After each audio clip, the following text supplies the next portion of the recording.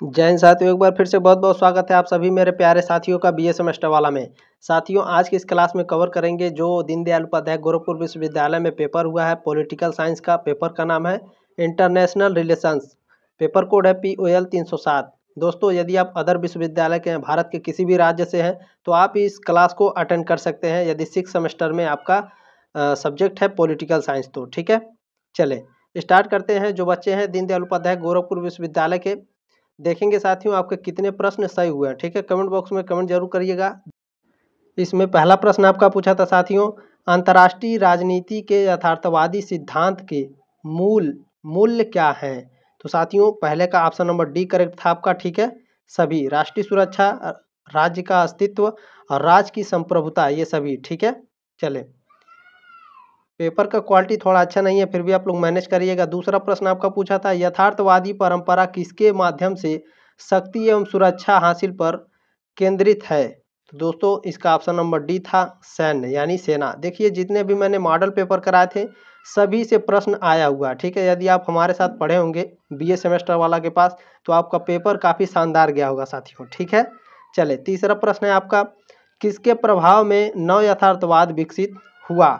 तो साथियों यह केनेथ वाल्टज के। ठीक है, ये सभी प्रश्न कराए हुए हैं मॉडल पेपर में। चले, चौथा प्रश्न आपका क्या है, अंतर्राष्ट्रीय राजनीति का कौन सा सिद्धांत मुख्य रूप से यूरोपीय एकीकरण के कारण उत्पन्न हुआ। तो प्रकार्यवाद के कारण। ठीक है, बी ऑप्शन करेक्ट था चौथे का। अगला प्रश्न क्या है, प्रश्न नंबर 5 आपका है, कौन सा सिद्धांत अंतर्राष्ट्रीय व्यवस्था को आकार देने में विचारों की भूमिका से संबंधित है। तो पांचवें का ऑप्शन नंबर ए करेक्ट था साथियों, यथार्थवाद। चले, छठवां प्रश्न है आपका, कैदियों की दुविधा, ठीक है, सिद्धांत किस प्रक्रिया प्रिजन्स डिलेमा को बढ़ावा देता है। तो इसका ऑप्शन नंबर एक करेक्ट था साथियों, हथियार का दौड़। ठीक है, छठे का ऑप्शन नंबर एक करेक्ट था। सातवां क्या है, शक्ति संतुलन के सिद्धांत का उद्देश्य क्या है। तो साथियों इसका है संतुलन की स्थिति। ठीक है, सी ऑप्शन करेक्ट था आपका सातवें का। आठवां प्रश्न आपका पूछा था, निम्नलिखित में से किसे राष्ट्रीय शक्ति का तत्व नहीं माना जाता है। तो जो दलित व्यवस्था थी इसको, ठीक है, राष्ट्रीय शक्ति का तत्व नहीं माना जाता है। ये सभी प्रश्न आपके मॉडल पेपर में थे साथियों। नवा प्रश्न है, यथार्थवाद के अनुसार मनुष्य होता है। यथार्थवाद के मनुष्य साथियों कैसा होता है बताइए। तो संकीर्ण, स्वार्थी, नैतिक रूप से प्रज्वलित और शक्ति के लिए प्राकृतिक वृत्ति। ठीक है, ये सभी होता है। ठीक है, चले नवे का देखेंगे कौन सा सही है हमारा। ठीक है, उपरोक्त सभी सही था। चले, 10वां प्रश्न आपका क्या पूछा था, संयुक्त राष्ट्र आधिकारिक तौर पर कब अस्तित्व में आया। तो साथियों 24 अक्टूबर 1945। ठीक है, सी ऑप्शन करेक्ट था आपका 10वें का। 11वां प्रश्न आपका क्या था, संयुक्त राष्ट्र का जो संयुक्त राष्ट्र है, ठीक है, कौन संयुक्त राष्ट्र का मुख्य प्रशासनिक अधिकारी है। तो यह भी काफ़ी शानदार तरीके से मैंने बताया था। ठीक है, ऑप्शन नंबर बी करेक्ट था, महासचिव। प्रश्न नंबर 12 आपका पूछा था, निम्नलिखित को सुमेलित कीजिए। तो विश्व बैंक 1945, ठीक है, 1945 में स्थापित, बिल्कुल करेक्ट है। और बी वाला क्या है आपका, विश्व व्यापार संगठन। तो जो विश्व व्यापार संगठन है साथियों 1995, 1995 में स्थापित हुई थी, ये भी करेक्ट है आपका।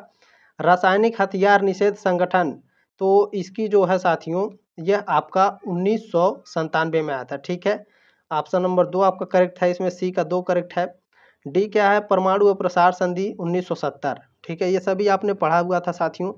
चले, 12वें का कौन सा सही हो जाएगा।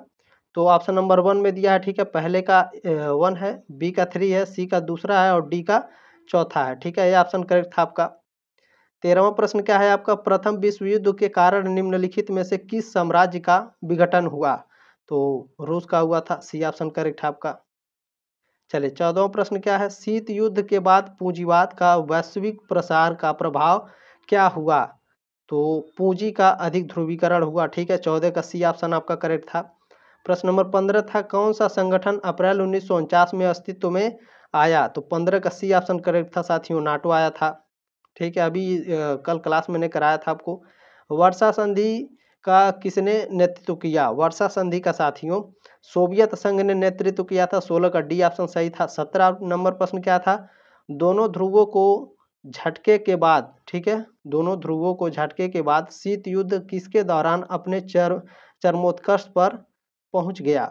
तो 17 का ऑप्शन नंबर डी करेक्ट था, क्यूबा मिसाइल संकट के। करेक्ट, ठीक है, डी ऑप्शन करेक्ट था 17 का। 18 नंबर प्रश्न था आपका, किस राजनयिक ने नियंत्रण की नीति का प्रस्ताव रखा था? तो ट्रूमैन ने रखा था, बी ऑप्शन करेक्ट है आपका। ये सभी प्रश्न आपके सही हुए होंगे साथियों, उम्मीद है। चलिए, नवा प्रश्न है आपका, ट्रूमैन सिद्धांत और मार्शल योजना किस तरह से समान थे? तो साथियों, यह जो है सोवियत प्रभाव को नियंत्रित करते हुए आर्थिक सहायता प्रदान की, ठीक है, बी ऑप्शन करेक्ट था आपका 19 का। चलिए, 20 नंबर प्रश्न क्या है आपका, निम्नलिखित में से कौन सी वर्साय की संधि की शर्त नहीं थी जिसे जर्मनी ने जून 1919 में हस्ताक्षरित किया था? तो 20 का ऑप्शन नंबर सी आपका करेक्ट था साथियों, ठीक है। जर्मनी को अफ्रीका, चीन और साउथ समुद्र में अपने उपनिवेश को रखने का अवसर मिलेगा, ठीक है।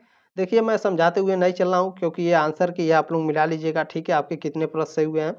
21 नंबर प्रश्न है, अमेरिका के राष्ट्रपति वुडरो विल्सन एक प्रमुख राजनेता थे जिन्होंने पेरिस शांति सम्मेलन पर वर्चस्व स्थापित किया। तो 21 का ऑप्शन नंबर ए करेक्ट था आपका, बिल्कुल ये करेक्ट है जो भी कहा गया है, ठीक है।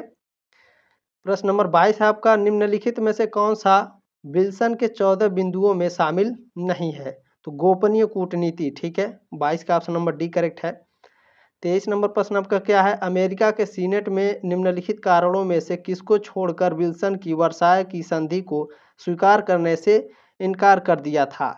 तो 23 का ऑप्शन नंबर सी करेक्ट था साथियों इसमें, ठीक है। सीनेटरों को लगता था कि लैटिन अमेरिकी यूएस की सुरक्षा के लिए यूरोप से ज़्यादा महत्वपूर्ण है, ठीक है। चलिए, 23 का ऑप्शन नंबर सी करेक्ट था। 24 नंबर प्रश्न है, निम्नलिखित में से किस संगठन को युद्ध का बच्चा कहा जाता है? ठीक है, जो पेपर का जो क्वालिटी अच्छा नहीं है फिर भी पढ़ने का प्रयास करेंगे, ठीक है। 24 का बी ऑप्शन करेक्ट था, राष्ट्र संघ को कहा जाता है, ठीक है। युद्ध का बच्चा किसे कहा जाता है? संयुक्त राष्ट्र संघ को, ठीक है, बी ऑप्शन करेक्ट था 24 का। 25 नंबर प्रश्न पूछा था, 26 जनवरी है, ठीक है, 26 जनवरी 1945 को किस सम्मेलन में संयुक्त राष्ट्र चार्टर को अपनाया गया था? तो यह सैन फ्रांसिस्को सम्मेलन में, ठीक है, काफ़ी शानदार तरीके से एक्सप्लेन करके बताया था मैंने। 26 नंबर प्रश्न है, किस देश ने परमाणु अप्रसार संधि पर हस्ताक्षर नहीं किए हैं? तो ये भी आप लोगों ने काफ़ी शानदार तरीके से पढ़ा था, ठीक है, भारत ने। चले, 27 नंबर प्रश्न क्या है, उदारवादी शक्ति संतुलन की राजनीति को कैसे देखते हैं? तो 27 का ऑप्शन नंबर ए करेक्ट था आपका, ठीक है, राष्ट्रीय शक्ति निर्माण का सूत्र। चले, 28 नंबर प्रश्न था, संसाधनों का वह योग जो राज्य को अपने लक्ष्य को प्राप्त करने में सक्षम बनाता है, भले ही वे अन्य अंतर्राष्ट्रीय एक्टर्स के लक्ष्य के साथ संघर्ष करते हैं, उसे क्या कहते हैं? तो 28 का सी ऑप्शन करेक्ट था दोस्तों, राष्ट्रीय हित कहते हैं, ठीक है। चले, 29 नंबर प्रश्न था आपका, निम्नलिखित में से किसका प्रयोग शक्ति को परिभाषित है, ठीक है, डिफाइन यानी परिभाषित करने के लिए नहीं किया जाता? तो साथियों 29 का डी ऑप्शन करेक्ट है, ठीक है, शक्ति निश्चित है, ठीक है। चलिए, power is certain, D option correct था 29 का। 30 नंबर प्रश्न है आपका, यथार्थवादी शक्ति को किस प्रकार चित्रित करते हैं? तो जो यथार्थवादी शक्ति साथियों, इसको पॉजिटिव सम गेम, ठीक है, सकारात्मक खेल, ठीक है। चले, 30 का ऑप्शन नंबर सी करेक्ट था आपका। 31 नंबर प्रश्न क्या है, एटम्स फॉर पीस के से क्या तात्पर्य है? एटम्स फॉर पीस से क्या तात्पर्य है? काफ़ी शानदार तरीके से आप लोगों ने पढ़ा था। यह एक अंतर्राष्ट्रीय गैर सरकारी संगठन है जो परमाणु परीक्षण पर प्रतिबंध लगाना चाहता है, ठीक है। 31 का ऑप्शन नंबर ए करेक्ट था। 32 नंबर प्रश्न क्या है, निम्नलिखित में से कौन सा निशस्त्रीकरण से संबंधित नहीं है? तो जो नाटो है निशस्त्रीकरण से संबंधित नहीं है, यह भी प्रश्न आप लोगों ने पढ़ा था शानदार तरीके से। 33 नंबर है, अंतर्राष्ट्रीय संबंधों में उदारवादी दृष्टिकोण के प्रतिपादक कौन थे? तो भैया ये हंस मार्गेनथाउ थे, ठीक है, सी ऑप्शन करेक्ट था 33 का। 34 नंबर प्रश्न है, किसने यह तर्क दिया कि अंतर्राष्ट्रीय राजनीति वस्तुनिष्ठ वास्तविक से दूर हमारी निर्मित दुनिया है? तो 34 का ऑप्शन नंबर ए करेक्ट था, यथार्थवादी है, ठीक है, ये ऑप्शन करेक्ट था आपका 34 का। 35 नंबर प्रश्न है, संयुक्त राष्ट्र सुरक्षा परिषद में कितने अस्थायी सदस्य हैं? देखिए, अस्थायी 5 थे और अस्थायी 10, ठीक है, काफ़ी एक्सप्लेन करके बताया था। 35 का बी ऑप्शन करेक्ट था आपका। 36 नंबर प्रश्न क्या है, संयुक्त राष्ट्र का कौन सा अंग सभी सदस्य राज्यों से बना है? तो ये महासभा से, ठीक है।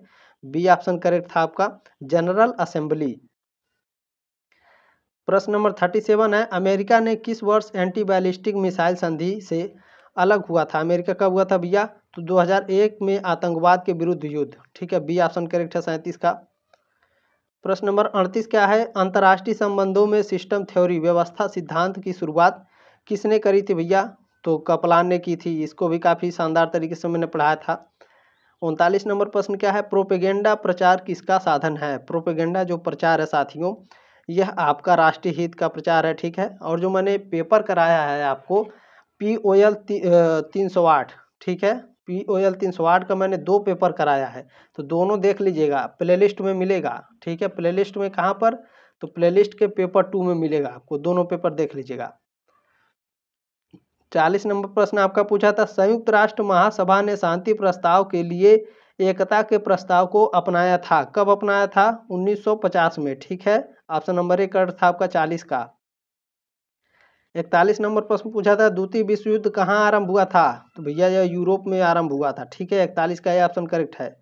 42 नंबर, द्वितीय विश्व युद्ध का आरंभ हुआ था, कब हुआ था भैया? सितंबर 1939 में, ठीक है। 42 का ऑप्शन नंबर 1 करेक्ट है।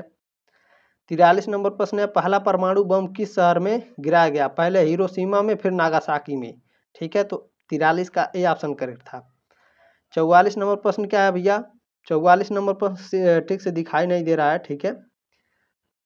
44 नंबर क्या लिखा है, Richard Snyder is related with, जो रिचर्ड स्नाइडर है वो किससे संबंधित है, ठीक है। तो 44 का सी ऑप्शन आपका करेक्ट है, सिस्टम थ्योरी से, ठीक है। सी ऑप्शन करेक्ट है 44 का।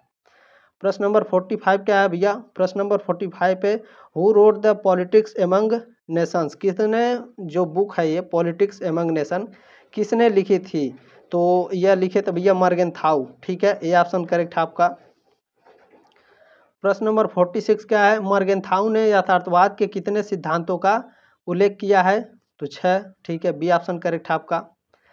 साथियों मुझे बहुत खुशी हो रही है, सभी प्रश्न मैंने पढ़ाया था, मैं बहुत खुश हूँ कि आपका पेपर बहुत अच्छा गया होगा। 47 नंबर प्रश्न क्या है, the theory of game and economic behaviour पुस्तक के लेखक कौन है? तो न्यूमैन और ऑस्कर मॉर्गेस्टन्स, ठीक है। चलिए, ये ऑप्शन करेक्ट है 47 का। 48 नंबर प्रश्न क्या है, किसने कहा है कि अंतर्राष्ट्रीय राजनीति शेष राजनीति की तरह शक्ति के लिए संघर्ष है? तो यह कहे तो भैया मॉर्गेनथाउ ने, ठीक है। डी ऑप्शन करेक्ट है आपका। प्रश्न नंबर 49 क्या है, मार्टिन कपलान ने अंतर्राष्ट्रीय व्यवस्था को कितने मॉडल बताएं? तो 6 मॉडल बताए थे। सी ऑप्शन करेक्ट है आपका 49 का।